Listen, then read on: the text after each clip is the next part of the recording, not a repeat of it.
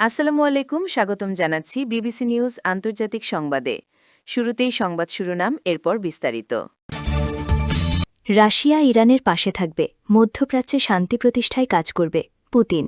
বন্দি এড়াতে আত্মহত্যা করা সৈন্যদের বীর আখ্যা দিলেন কিম। যুক্তরাষ্ট্র এবং ইসরায়েল ফের হামলা চালালে কঠোর জবাবের হুঁশিয়ারি ইরানের। ইরানের পরমাণু অস্ত্র থাকা উচিত নয়, রাজা চার্লসও আমার সঙ্গে একমত, ট্রাম্প। এখন বিস্তারিত। আপনি যদি ইসরায়েলের ধ্বংস চান এবং মুসলিমদের পাশে থাকেন, তাহলে ভিডিওতে লাইক করে চ্যানেলটি অবশ্যই সাবস্ক্রাইব করে দিবেন এবং আপনার মূল্যবান মতামত অবশ্যই কমেন্টে লিখে জানিয়ে দিবেন।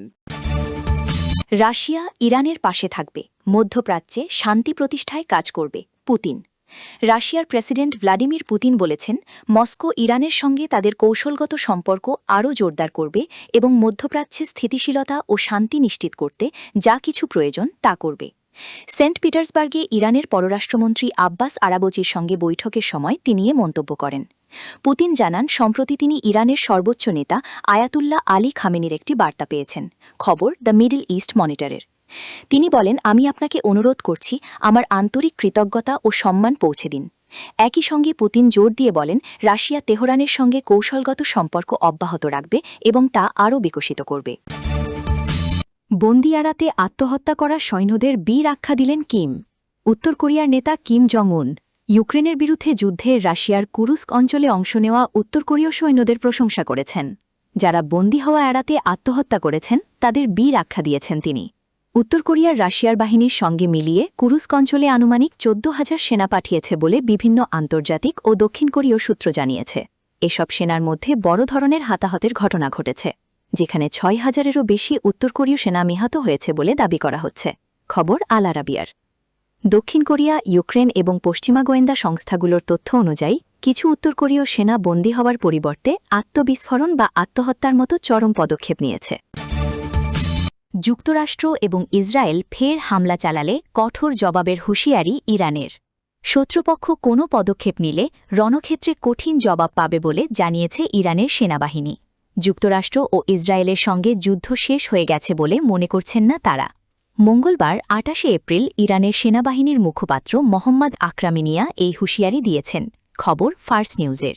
তিনি বলেন, যুক্তরাষ্ট্র এবং ইসরায়েল যদি আবারও হামলা চালায় এবং ইরানের নিরাপত্তাকে বিঘ্নিত করে, তবে তারা নিশ্চিতভাবেই আগের চেয়ে আরও কঠোর জবাবের মুখোমুখি হবে।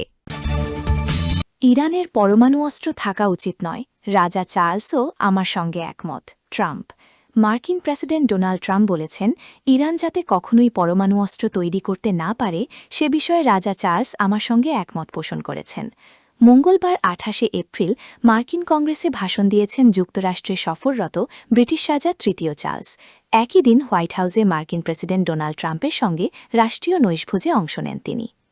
যুক্তরাষ্ট্র সফররত যুক্তরাজ্যের রাজা তৃতীয় চার্লসের সম্মানে আয়োজিত নৈশভোজে ইরান পরিস্থিতি নিয়ে কথা বলেছেন মার্কিন প্রেসিডেন্ট ডোনাল্ড ট্রাম্প। হোয়াইট হাউসের এই অনুষ্ঠানে দেয়া বক্তব্যে ট্রাম্প বলেন, ইরান যাতে কখনোই পরমাণু অস্ত্র তৈরি করতে না পারে সে বিষয়ে রাজা চার্লস তার সঙ্গে একমত পোষণ করেছেন। বর্তমানে মধ্যপ্রাচ্য পরিস্থিতি নিয়ে তার প্রশাসন কাজ করছে জানিয়ে ট্রাম্প বলেন, সেখানকার অবস্থা খুবই ইতিবাচক দিকে যাচ্ছে।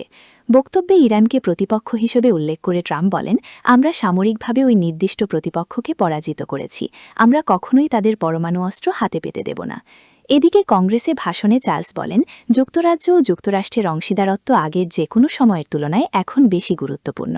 রাজা আরও বলেন, তিনি তাদের রাজপরিবারের 19তম শাসক, যিনি নিয়মিত যুক্তরাষ্ট্রের বিষয়গুলো নিয়ে খোঁজখবর রাখেন।